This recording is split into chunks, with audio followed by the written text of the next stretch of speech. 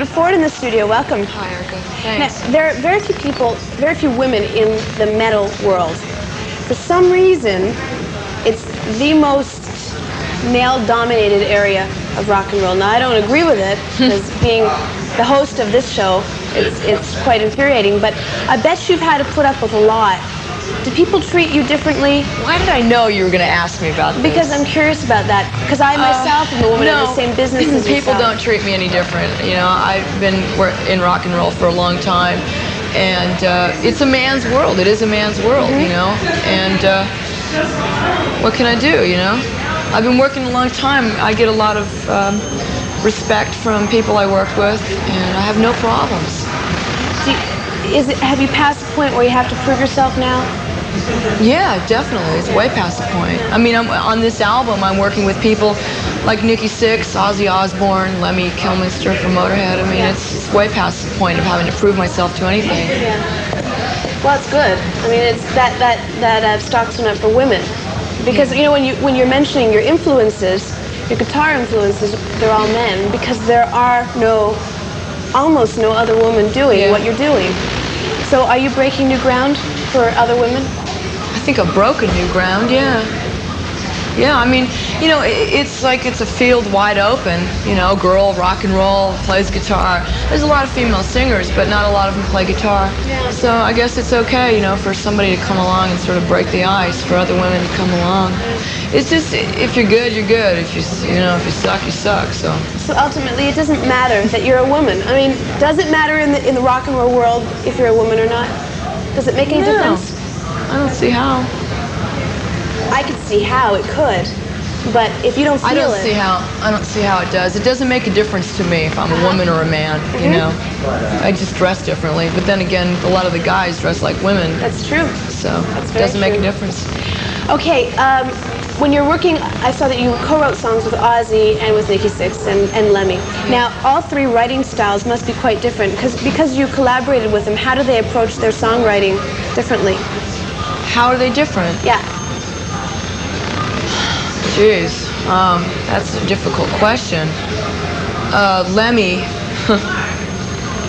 Lemmy's a speed freak, all right? Lemmy stays up all night, he does speed, and he goes through books. He reads and reads and reads and reads. He's very intelligent.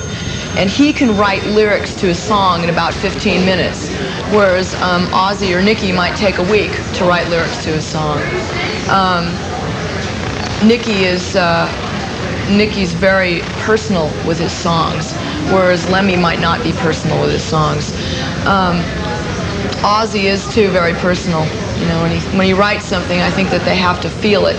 They have to have experienced it sometime or another. What about yourself when you write songs? I've got to do the same thing. I've got to be able to sing it from the heart, you know. All right, let's talk about Kiss Me Deadly. Now, that song, tell me about where it comes from.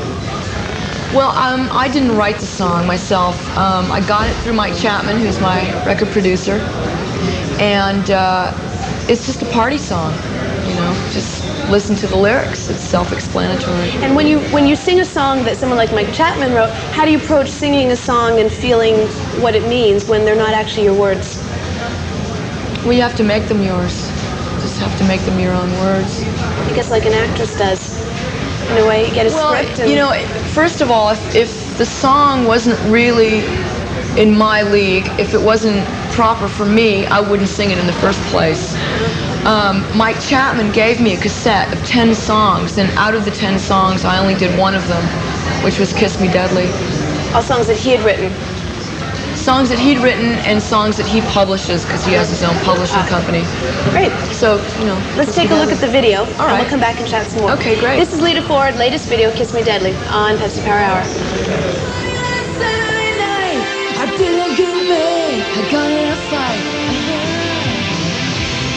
Well, there you have it, Kiss Me Deadly from Lita Ford's album simply called Lita. And you know, I knew your band, the Runaways, years and years and years and years and years ago. You've grown up as a rock and roller, yeah. Which is wild. So you've seen a music world and a music industry change. And how do you, from the insider's point of view, how have you seen the rock and roll world changed? How have I seen it change? Well, God, I think the only thing that's really changed, you know, is my own world. I've just been able to take more control over my life now, you know, whereas in the Runaways, we were 16 years old. 16? Yeah, when we first started, a bunch of girls. Joan Jett was in the Runaways. It was pretty nuts, you know.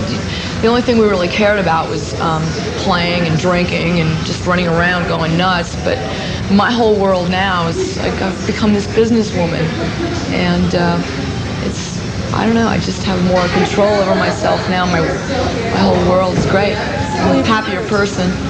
You've learned a lot. I mean, just you see what to do and what not to do and what gets you in trouble and how people are always out to get you. Yeah. So you have to sort of take control of your own career. Yeah. Well, it was really nice, actually, on the back of the record. Let me just read something to you. It says, people are always going to try and tell you how to run your life, but what you have to do is make up your own mind.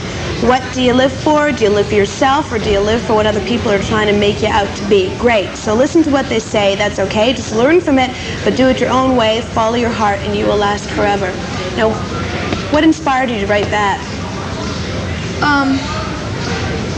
Well, there's one point in my life where everyone was trying to get me to do things that I didn't really want to do. Wear clothes, work with different people, do different songs.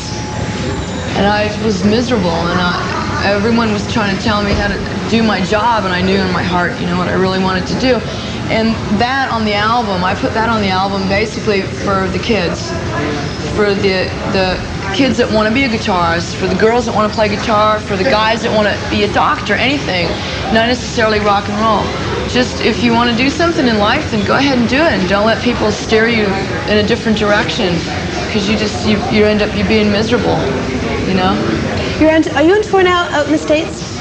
You're going out on tour with Yngwie Malmsteen through the States, and so we're going to start with Deep Purple in August the 12th, I believe. Great.